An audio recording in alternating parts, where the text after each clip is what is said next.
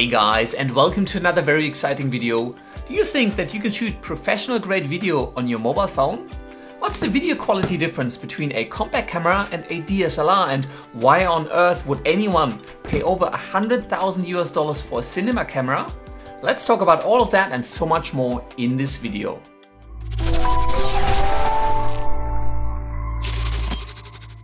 Now, before we jump into it, I do want to make two important points. First off, for everyone asking what is the best camera, I genuinely believe that there is no such thing as a singular the best, not in relation to food, pets, holidays, your car, or cameras. What is the best for you is highly subjective, and it really depends on your situation, your budget, your requirements, your skill level, your personal preferences, and so much more. So while there's likely no simple, genuine answer to what is the best camera, in this video I want to go over the different categories of camera, from smartphone all the way through to cinema camera, talk about the differences and hopefully help you maybe figure out what might be best for you. Secondly, this video is totally based on my personal experience and opinion, and while I'd love to claim to know everything, we all know that's a giant pile of bull, so please feel free to contribute, fill in any gaps that I might have, correct anything if I'm saying something wrong, and just share information down in the comments just to help each other out. So if you do have anything useful to say, just leave all of that down below. But now, let's check out the B-roll and drool over some cameras. The categories of cameras that we will be looking at for this video include smartphone, because everyone has one, compact cameras, mirrorless and DSLRs. With modern mirrorless cameras, I feel the two are pretty much on par these days when it comes to video. And finally, cinema cameras. Now, I don't have a cinema camera, so this cheap hologram is really all I was able to afford. Now, when I try to think about how best to illustrate the differences of these cameras in terms of their video capabilities, it really comes down to the maximum level of quality that you can reach with a particular camera versus the effort that you have to put in to get there. Doesn't make sense? Don't worry, I'll have a graph for you. So let's map out the maximum video quality that you can reach with a camera, all the way from a pocket dial to cinema grade footage. And on the other axis, let's put the effort in terms of how much effort, how difficult would it be to actually get to that level of quality. Now, if you look at your smartphone, it's actually really easy to get anything from a pocket dial to home quality video to basic videos for YouTube without too much effort. However, the moment you start pushing that mobile phone towards professional grade video, you do have to put in a lot of effort, and you may have to get additional gear like stabilizers, additional attachments for lenses, and all sorts of additional things to push that mobile phone to really get you to a professional video. For example, Casey Neistat once did a video that was entirely shot on a Samsung phone. However, he had flying gadgets and massive lens attachments for those phones, so the phones really just recorded what came through those really high quality lenses onto the sensor. So, you know, you have to put in a lot of effort if you want to push your mobile phone to professional video level, but it can be done. In comparison, if you look at a compact camera, and I'm more talking towards the upper end like a Canon G7X, which is my personal absolute favorite, or a Sony RX, which do cost around $1,000, so not really cheap, you can get much higher quality video with a whole lot less effort. You can quite easily push the video to professional level, though quite honestly you probably want some stabilization and some external audio to do that, but you can make movies with them because they are that good at taking video. Next, let's look at the DSLR and mirrorless level. Now, the entry effort is a little bit higher because you do need to understand how these cameras work, and I would recommend always shooting in a manual mode because auto mode usually doesn't give you the best results. With these cameras, because they have interchangeable lenses, and you can get some really high quality glass to put in front of that sensor to record really high quality video with nice depth of field or super wide angle, you're very flexible and you can very easily push that to professional grade video levels and beyond. Now, obviously, the higher quality video you want, you will have to put in more effort, mainly around stabilization, I reckon, then a bit of post-production work, because DSLR and mirrorless usually record in really high quality video formats as well. And so post-production becomes a bit more important, like color correction, color grading, and obviously then the edit and everything to make it look really nice. But you can get some really good footage with DSLRs and mirrorlesses, which are the main cameras that I personally use for all of my video work. Finally, let's check out where cinema cameras sit. Now, the entry effort level is actually fairly high because these are really complex cameras and you can't just press a button and it'll just do what you want. You need to understand how they work and operate. But on the other side, it doesn't take you much more effort to get cinema grade quality, because these cameras, as opposed to a smartphone, a compact camera, DSLRs and mirrorless, cinema cameras are built for video. All of the other cameras are actually built for photos primarily. They just also have video capabilities, whereas a cinema camera is built for recording video. They often can't even take photos. It's just for video and for super high quality video with the best codec and the best internals and functions. And the reason they are so expensive is because you can get that cinema grade footage with not too much effort. Obviously, stabilization and audio and all of those things are important, but the effort level doesn't rise as bad as it does with a mobile phone, a compact or DSLR or mirrors, where it does get challenging to push them to the extremes and really get the highest quality possible out of them. I hope that gave you a general idea of where these different types of cameras sit in terms of quality and the effort that it takes you to get there. Next, I want to dive a little bit into the technical details of the video capabilities for these cameras, talk about why sensor size matters and why that camera can cost you over $100,000.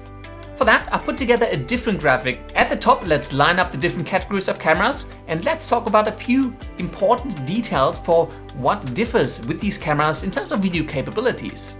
Now, let's skip right over the price because it's a pretty big range and it tends to vary, and it might have changed by the time you're watching this video anyway. The most fundamental difference between these types of cameras is that for a smartphone and a compact camera, you cannot change the lenses, whereas with a mirrorless and a DSLR, as well as the cinema cameras, you can purchase additional lenses, high quality lenses, and attach them to those cameras. Now, my personal opinion is that the lens probably makes the biggest difference to the quality of video that you capture. If you get a high quality lens with a good quality camera, you can capture some really nice video footage. You can get some nice depth of field or some really cinematic looking, super wide, super sharp images. Whereas with a smartphone and a compact camera, you're limited to what's already inbuilt.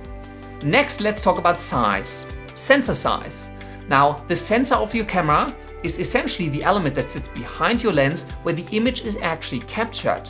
There are two fundamental reasons why larger sensors are better. First off, a larger sensor means you generally have more pixels, meaning you have a higher resolution in your video, and it ends up usually being sharper. The other reason is that a larger sensor also usually means that the pixels themselves are bigger. What that leads to is that the signal to noise ratio of the incoming data is higher, and therefore the image captured has less noise than a smaller sensor, and therefore even in lower light it tends to perform a bit better. Finally, a larger sensor and larger pixels also usually mean more dynamic range. The dynamic range is the difference between the brightest and your darkest part of the image. If you've ever taken your mobile phone out on a bright sunny day and you're trying to film a sunset or a sunrise, you may have noticed that the sky usually is fully blown out and everything else is just black. If you're taking a compact camera, you may notice something similar, though some can deal a bit better because their dynamic range is a bit better because they have a larger sensor. On a mirrorless or DSLR, that dynamic range again is usually a fair bit better, especially if you're using a full frame camera, which again can have a significantly larger sensor. On a cinema camera again, because you can get huge sensors, you can get a very, very large dynamic range, which means you'll really preserve all of those highlights, like nothing gets blown out and nothing gets too dark, and in post-production you can then grade this and make this look really nice and cinematic without losing any of the information. And that is why sensor size matters, and larger sensors are generally better. They're more expensive, obviously, but they're also just better at low light, dynamic range, and just giving you more resolution to work with. Finally, let's touch on why cinema cameras are so incredibly expensive. Now, on your smartphone, the additional features are usually that you can call your mom. On a compact camera, in terms of video capabilities, you usually have things like in-body stabilization on some of the higher models like the G7X and Sony RX. On the mirrorless and DSLRs, you have additional manual controls, you have usually a microphone jack, additional SD cards, and obviously you can change the lenses. Now, the cinema cameras shine in terms of additional features because cinema cameras are built for video, as I've mentioned. They're not meant for photos, they're built for video, they're built for video production, and they have a huge amount of additional features that you will not find even in DSLRs and mirrorless cameras. They only find in cinema cameras. Those features include, and this is probably one of the most important ones, super high quality raw codec. The cinema cameras have codecs that are meant for raw video. They're really huge files, but they capture everything with this huge dynamic range. And you've got these beautiful images coming out of the camera that you can then manage in post-production to add a huge amount of detail back in and make them look really cinematic. So there's special codec built into cinema cameras to capture all of that data without discarding anything, without losing anything. They're huge files, but you have all of that detail available to then go into post-production and all of the other things that come further down the line to make that next cinema movie. A lot of cinema cameras also have ND filters, neutral density filters inbuilt, so on a bright day, if the lens you're using is too bright and you can't actually get a dark enough image to make that work, you can slide filters in front of the lens and all of that works automatically. It's all inbuilt. You have studio grade inputs on the camera already for studio grade microphones that you can then obviously connect to the camera. You can attach monitoring. There's different monitorings of the video streams coming in terms of the peaking, so you can look at, is this getting blown out, is this getting too dark, what does the color look like? You can look at them through filters, you can attach external monitors. There's a huge amount of additional stuff that you can glue onto your cinema grade cameras to really make it a video production, and that is the reason why cinema cameras, once you fully deck them out, can cost you over $100,000. Now, before I wrap this up, let me just leave you with a few quick tips that hopefully will help you figure out where to go from here. If you're just getting started, any camera will do. You can use your smartphone, borrow a cheap compact camera from a friend, anything. Don't wait for that perfect camera before you start filming. Practice and skill will way outshine any equipment that you may have, though you may eventually get limited by the quality that you can reach with a certain type of equipment. But if you're just getting started, just take any camera, just start filming, start editing, start making visual effects, whatever you're into, just get started now, don't wait till later. Following on from that, if you are passionate about filmmaking, video production, visual effects, and you don't have $100,000 to spend, go and get yourself a mirrorless camera or a DSLR. They will give you much more manual control over how to film your video, but also the ability to change your lenses really unlocks a huge array of possibilities to get the most out of the videos that you create and just give you much more options and things to play with and practice and exercise and really push up your skills. Finally, if you do work for Red Epic, just give me a call. And that's all there is to it. If you enjoyed this video, please hit that like button. If you're new here, hit that subscribe button. And if you want to watch more, just click these links over on the right hand side. If you want to support me in what I do on this channel, be sure to check out all of the links down in the video description.